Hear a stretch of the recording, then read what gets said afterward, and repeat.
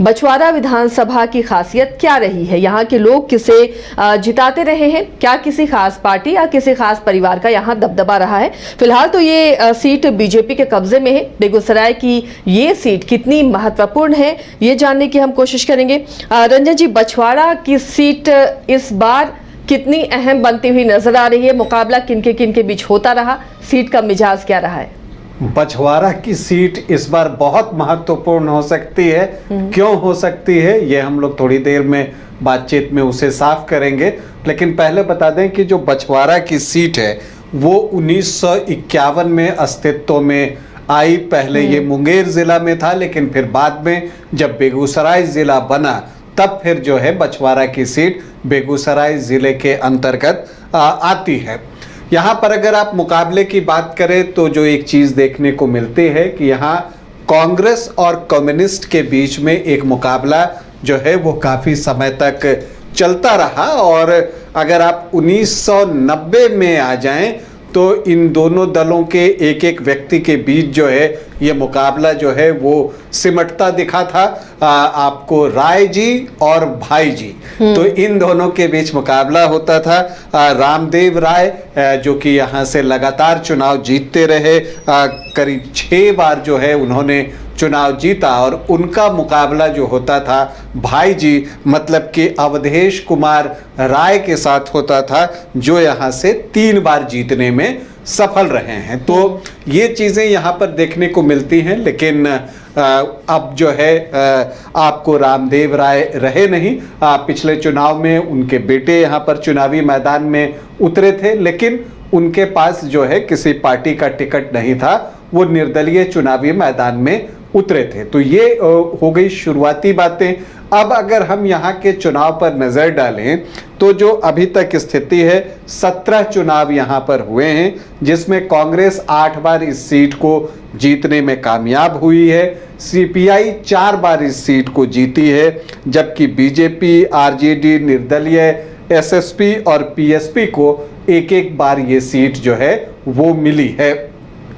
जैसा मैंने कहा, व्यक्तियों की बात करें तो जो 2 प्रमुख व्यक्ति हैं, रामदेव राय 6 बार और अवधेश राय 3 बार जो है वो चुनाव जीतने में यहाँ से सफल रहे हैं। अब आखिरी 3 चुनाव की हम बात कर लें तो देखते क्या है कि 2010 में सीपीआई के टिकट पर अवधेश कुमार राय ही चुनाव लड़ रहे थे, और यहाँ पर जो है उनके सामने रामदेव राय भी मुकाबले में थे। लेकिन यहाँ पर जो आपको अरविंद कुमार सिंह निर्दलीय चुनावी मैदान में उतरे थे और उनको दूसरा स्थान मिला, और जीत मिली अवधेश कुमार राय को। एलजेपी के जो प्रत्याशी थे वो 3री पोजीशन पर चले गए थे, रामदेव राय 4थी पोजीशन पर चले गए थे, और बीजेपी की वंदना सिंह 5वीं पोजीशन पर थी। तो ये 2010 की बात हुई। 12,087 वोटों से जीत हासिल की थी अवधेश कुमार राय ने।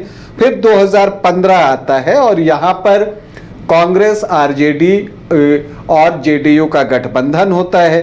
तो ये सीट जो है रामदेव राय को दे दी जाती है, और जब रामदेव राय को ये सीट मिलती है तो सामने उनके पुराने प्रतिद्वंद्वी अवधेश कुमार राय ही थे।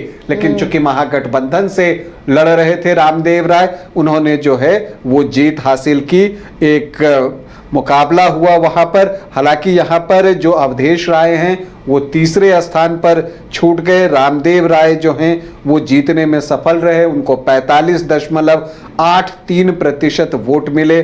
73,983 वोट उनको मिले। और यहाँ पर अरविंद कुमार सिंह एलजेपी के टिकट पर चुनावी मैदान में उतरे और उनको 37,052 वोट जो है वो मिले। 3रे पोजीशन पर अवधेश राय रहे और 4थे पर निर्दलीय सुभाष कुमार ईश्वर रहे, जिनको 7,296 वोट मिले। तो फिर यहाँ पर रामदेव राय की जीत हुई। लेकिन 2020 का चुनाव जब आया तब तक रामदेव राय जो है वो दिवंगत हो चुके थे, तो उनके बेटे को टिकट नहीं मिला और ये सीट जो कांग्रेस के पास थी वो उनके हाथ से निकल गई और सीपीआई से चूंकि गठबंधन हो गया था, महागठबंधन में सीपीआई आ गया था और अवधेश कुमार राय यहां से लगातार चुनाव लड़ रहे थे, तो अवधेश कुमार राय ही महागठबंधन के टिकट से चुनावी मैदान में जो है वो उतरे।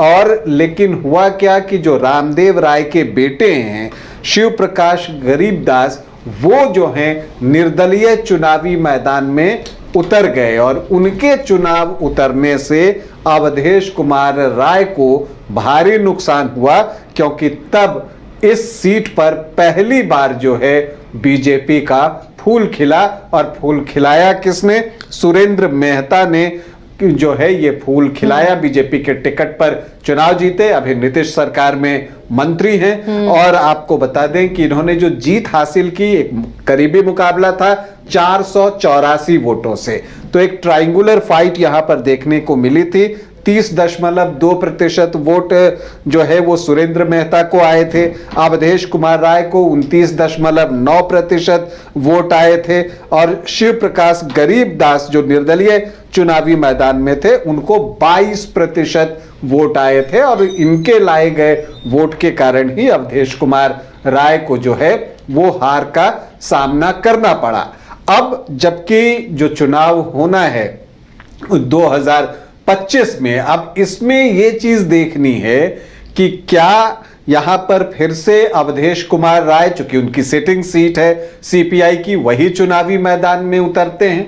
वैसे चर्चा जो है वो कन्हैया कुमार की भी हो रही है, क्योंकि बछवाड़ा में भूमिहार वोटर्स की संख्या बहुत अच्छी है, तो इस वजह से जो है ये चर्चा हो रही है कि कन्हैया कुमार चुनावी मैदान में उतर सकते हैं। और उनका पलायन रोको नौकरी दो का अभी एक कार्यक्रम भी चला जिसमें बड़े बड़े नेता आए, तो उसको लेकर एक चर्चा है कि हो सकता है कि कन्हैया कुमार यहां से चुनावी मैदान में उतरे। लेकिन बड़ा सवाल यह होगा कि क्या सीपीआई अपनी सिटिंग सीट छोड़ेगा, ये एक बड़ा सवाल है। दूसरा बड़ा सवाल है कि क्या लालू प्रसाद यादव और तेजस्वी यादव कन्हैया कुमार के नाम पर बछवाड़ा में सहमति देंगे, क्योंकि उसी पर सारा कुछ निर्भर करना है। और तीसरी बात है कि जो रामदेव राय के बेटे हैं शिव प्रकाश गरीबदास,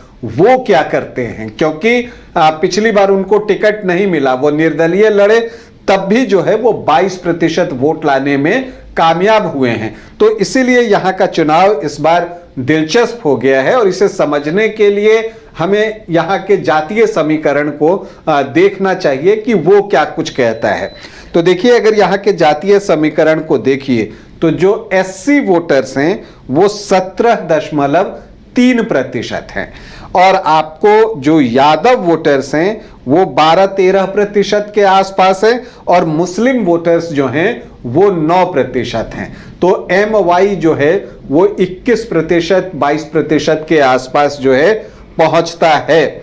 लेकिन दूसरी तरफ आप देखें तो भूमिहार जो हैं वो 16-17% के आसपास हैं, तो उनकी संख्या बहुत अच्छी है। इसके अलावा राजपूत 1.5-2%, ब्राह्मण 2.5-3% और कोयरी, कुर्मी और धानुक भी 12-13% हैं। आपको बता दें कि जो सुरेंद्र मेहता हैं वो धानुक जाति से आते हैं, अति पिछड़ी जाति से आते हैं। तो और धानुक जो है करीब 60-65 विधानसभा में एक अपना असर भी रखते हैं। तो इसलिए मुझे लगता है कि बीजेपी से तो सुरेंद्र मेहता ही चुनावी मैदान में जो है वो उतरेंगे, इसमें कोई संदेह दिखता नहीं। क्योंकि अगर आप बड़ा सवाल तो ये कि सीपीआई इस सीट को छोड़े और अगर कन्हैया के नाम पर आरजेडी सहमत हो, क्योंकि MY के बाद और भी वोट चाहिए होंगे इस सीट पर जीत हासिल करने के लिए। जी देखिए, अगर आप सीपीआई से अवधेश कुमार राय चुनावी मैदान में उतरते हैं तो इक्वेशन क्या हो सकता है?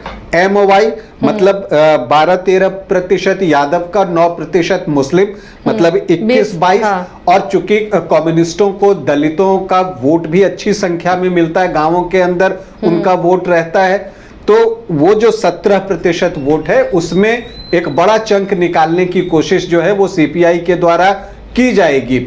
लेकिन यह भी है कि अब चिराग पासवान चूंकि एनडीए के साथ हैं, तो दलित वोटर्स खास करके जो पासवान है वो जो है आपको पूरी तरह से बीजेपी की तरफ या चिराग पासवान के साथ रहना चाहेंगे। और ऐसी परिस्थिति में आप देखिए कि अगर आप बीजेपी का वोट देखते हैं तो अगर आप देखते हैं कि यादव 12-13% हैं, तो कुर्मी, कोयरी और धानुक वो 12-13% हैं। अगर मुस्लिम 9% हैं, तो जो वैश्य वर्ग के वोट हैं वो 10-11% वोट हैं।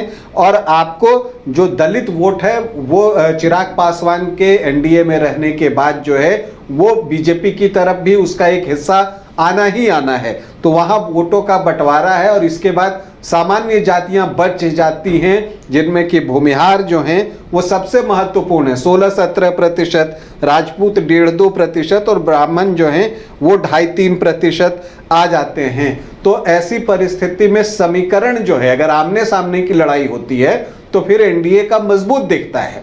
लेकिन यही अगर कन्हैया कुमार चुनावी मैदान में उतर जाते हैं तो ये एमओवाई और दलित वोटर्स का जो चंक आ रहा है वो तो है ही, भूमिहार वोटों में जो है वो सेंधमारी हो सकती है। और तब मुकाबला जो है अगर आमने सामने का हुआ तो बहुत करीबी होगा। लेकिन इन सब के बीच मैं बार बार कह रहा हूं कि शिव प्रकाश गरीबदास जो है उनका क्या रवैया रहता है, क्या वो चुनाव लड़ने के लिए उतरते हैं मैदान में एक बार फिर से, या कांग्रेस भी इस सीट को, चूंकि ये कांग्रेस की ट्रेडिशनल सीट जैसी कह लीजिए 8 बार यहां से चुनाव जीत चुकी है, तो नेचुरली कन्हैया कुमार कांग्रेस से टिकट चाहेंगे कि ये सीट जो है वो कांग्रेस के खेमे में आ जाए, चूंकि यहां सबसे ज्यादा बार उसी ने जीत हासिल की है। लेकिन वैसी परिस्थिति में अगर कन्हैया कुमार उतर जाएंगे तो फिर शिव प्रकाश गरीबदास क्या करेंगे, ये बहुत सारे सवाल हैं। लेकिन कुल मिलाकर अगर आप बछवाड़ा की स्थिति देखिए और जातीय समीकरण को आप देखिए तो कन्हैया कुमार चुनावी मैदान में उतरते हैं तो आमने सामने की जो लड़ाई होगी वो बहुत घनघोर होगी, क्योंकि कन्हैया कुमार जो है एक नेता के रूप में उनकी एक अपनी अलग पहचान भी है, पार्टी में भी इन दोनों उनको महत्व मिल रहा है। दूसरी तरफ अवधेश राय और एनडीए जब चुनावी मैदान में उतरते हैं तो सुरेंद्र मेहता के उतरने का भी एक असर है, चूंकि धानुक जाति के विधायक हैं तो एक मुश्त जो अति पिछड़ी जातियां हैं उनका वोट जो है वो इनकी तरफ जा सकता है, प्लस सामान्य जाति के वोट जो हैं वो भी इनको मिल सकते हैं बीजेपी के नाम पर। तो इनकी भी स्थिति जो है वो अच्छी है। तो मुकाबला यहाँ बहुत तगड़ा होगा बछवाड़ा में। तो ये बछवाड़ा के सीट को हमने स्कैन किया है और यहाँ पर मुकाबला बहुत दिलचस्प होने जा रहा है। अगर कांग्रेस की टिकट पर यहाँ कन्हैया उतरते हैं तो वाकई ये मुकाबला और भी ज़्यादा दिलचस्प और रोचक होगा।